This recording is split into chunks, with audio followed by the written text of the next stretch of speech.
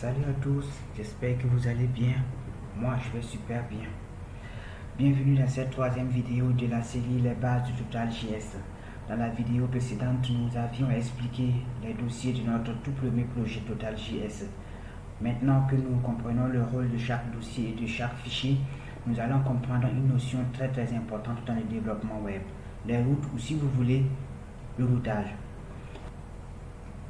Il s'agit ici d'expliquer le rôle des routes dans le développement web en général et en particulier de comprendre leur fonctionnement avec TotalJS. Voici comment cela va se passer. On va démarrer simplement un serveur web ou un serveur HTTP avec TotalJS et ensemble nous allons créer des routes et les tester avec un client HTTP. Dans mon cas, je vais me servir de mon navigateur Chrome et d'un client HTTP nommé RESTscope. Mais vous pouvez aussi utiliser n'importe quel navigateur et n'importe quel client HTTP comme Postman, Insomnia ou autre. Avant de continuer cette vidéo, si vous êtes nouveau sur la chaîne, je vous demande de vous abonner et de cliquer sur la cloche de notification pour ne rater aucune de mes vidéos prochaines.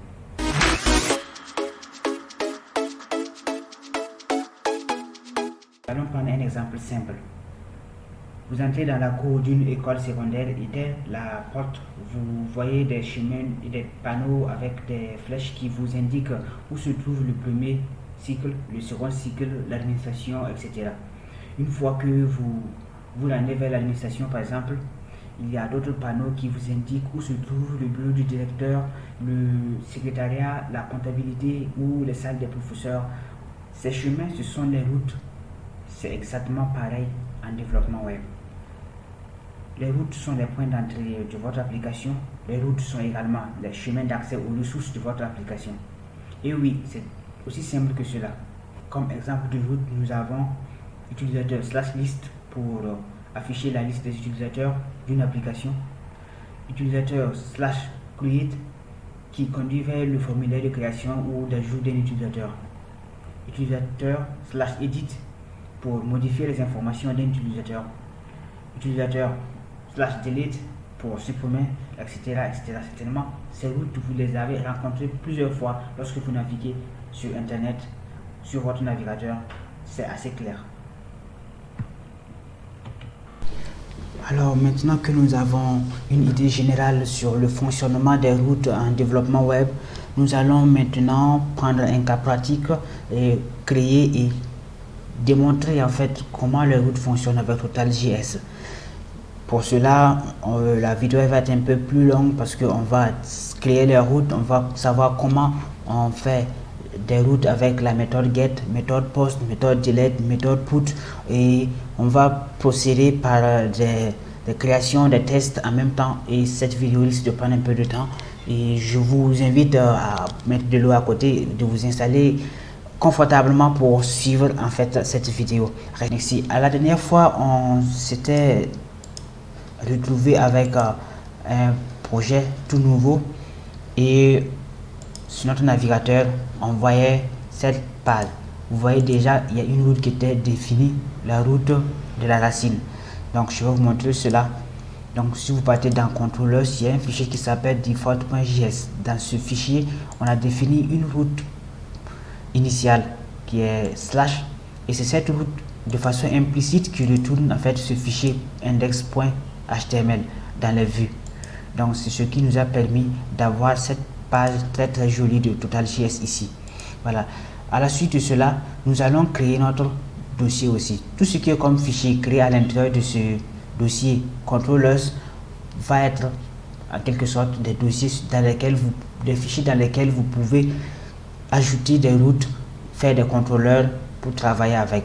Alors dans ce dossier controllers, nous allons ajouter un fichier qu'on va appeler users.js. Je clique sur entrée et on va l'ouvrir et on va écrire le script initial qui est export.install qui va être égal à cette fonction.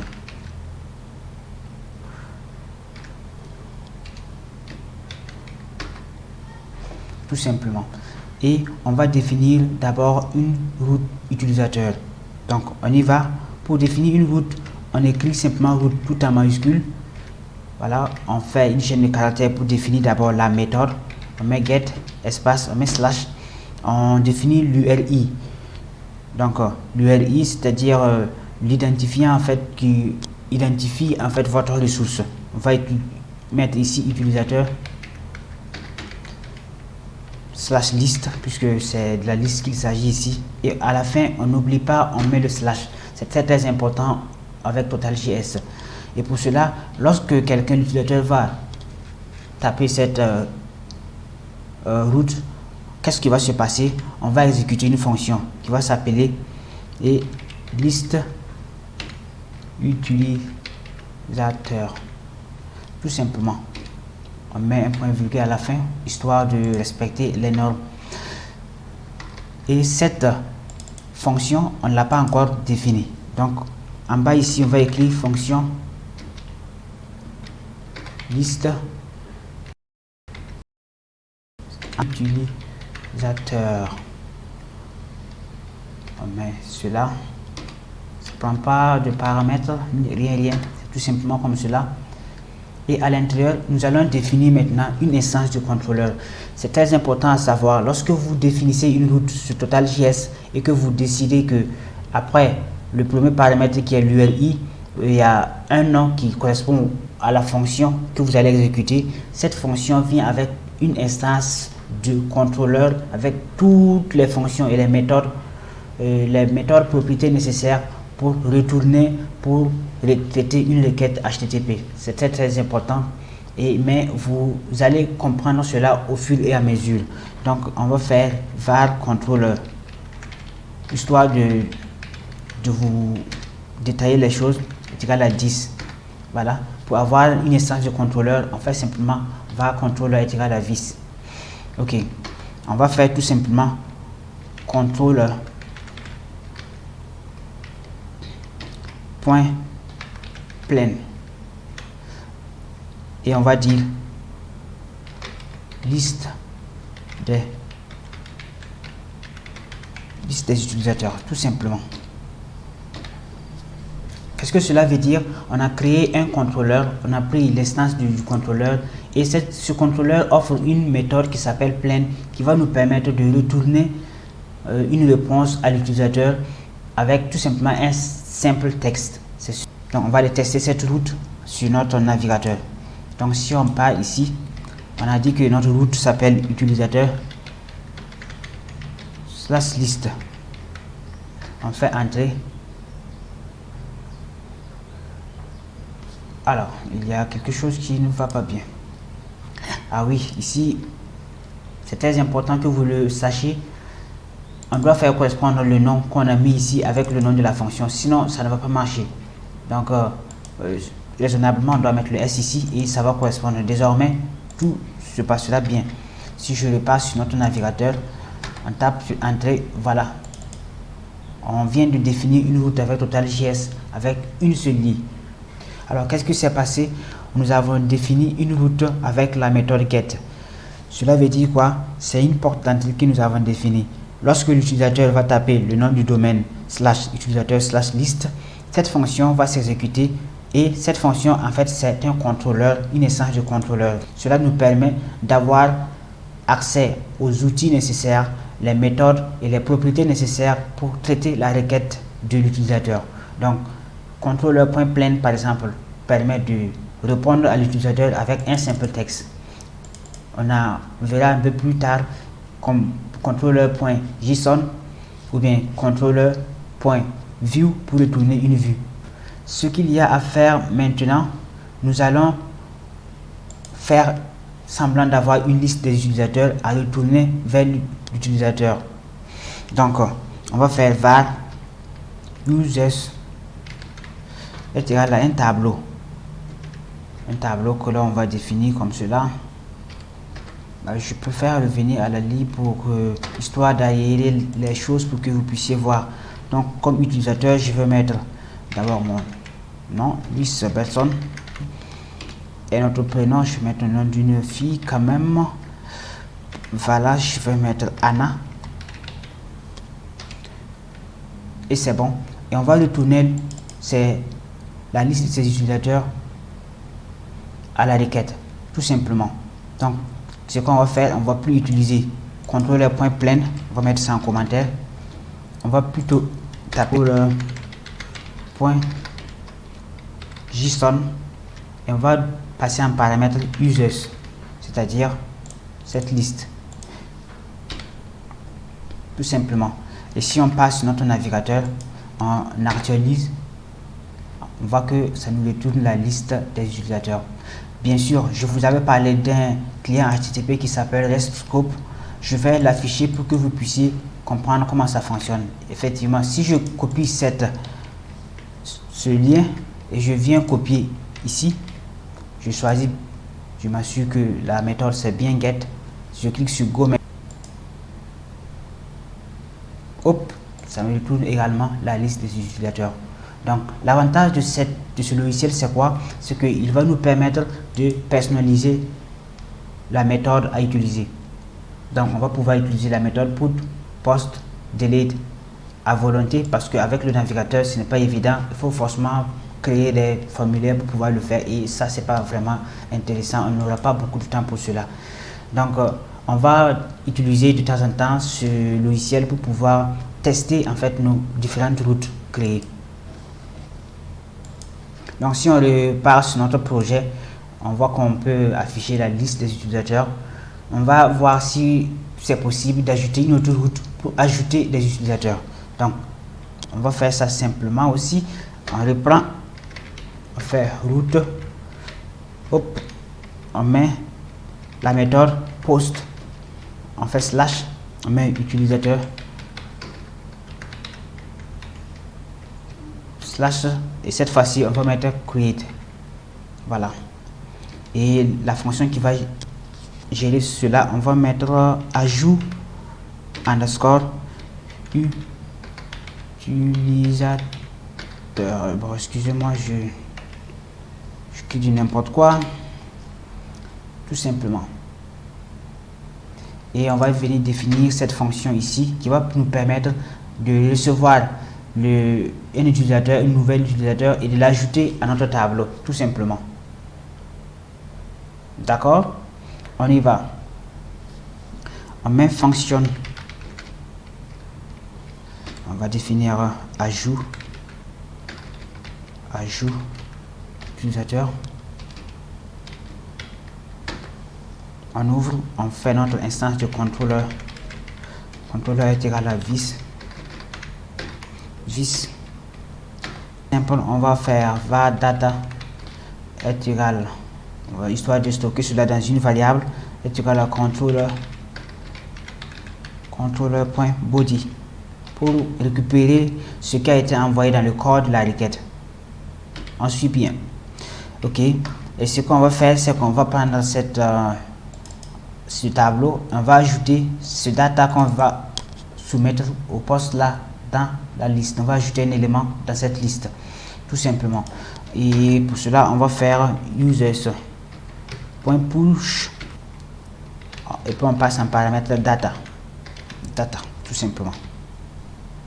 Et une fois que l'on a fini, on va utiliser contrôleur success pour dire à l'utilisateur que cela s'est bien passé.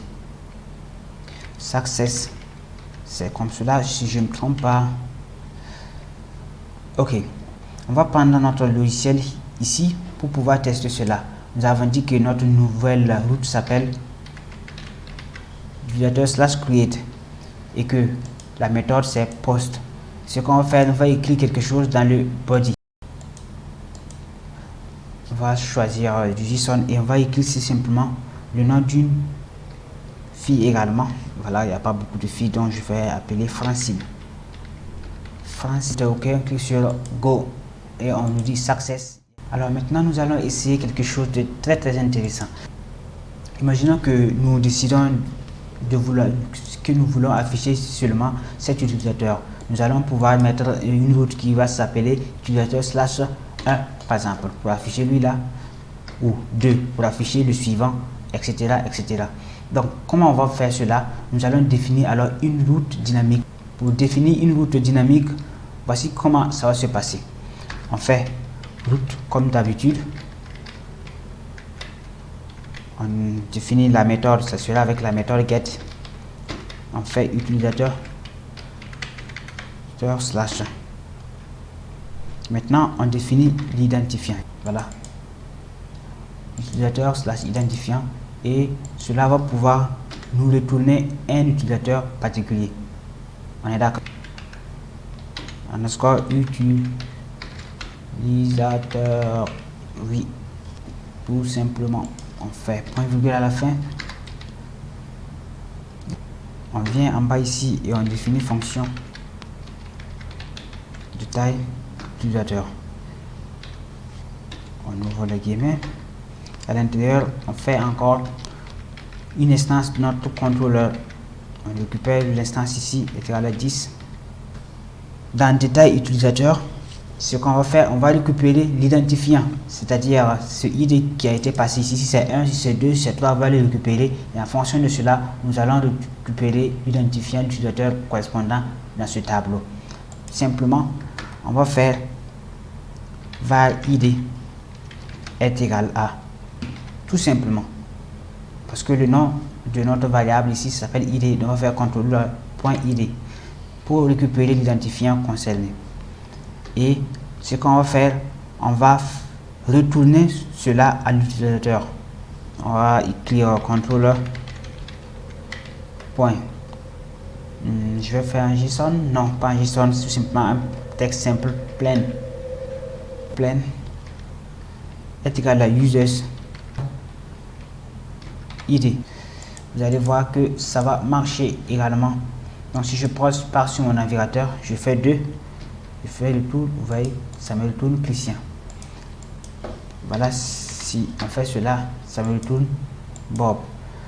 Voilà, vous allez me dire que oui, Bob n'est pas le premier élément. Le premier élément, c'est Louis personne. Si on veut que cela, on va faire id-1.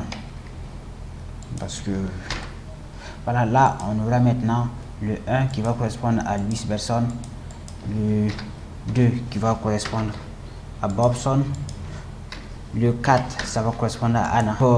Maintenant, nous savons comment on fait passer en fait ces utilisateurs. Imaginons que nous avons 500 utilisateurs et quand on doit faire une pagination, on doit pouvoir ajouter un truc de ce genre sur notre navigateur. Utilisateur slash list par exemple, et ajouter un paramètre pour dire que page est égal à page 1 pour afficher la page 1, page est égal à 2 pour la page 2, page 3, page 4, page 5. Est-ce que vous comprenez ce que je veux dire? Donc comment cela ça fonctionne avec TotalJS, comment on récupère la valeur qui a été passée par ici. Donc c'est très simple également. C'est très simple, nous allons repartir sur ce contrôleur ici et on va l'afficher. On va avoir accès, on va chercher à accéder à la liste des paramètres qui ont été passés à notre requête. Donc pour cela, nous allons utiliser page. On va faire une variable qui va s'appeler var.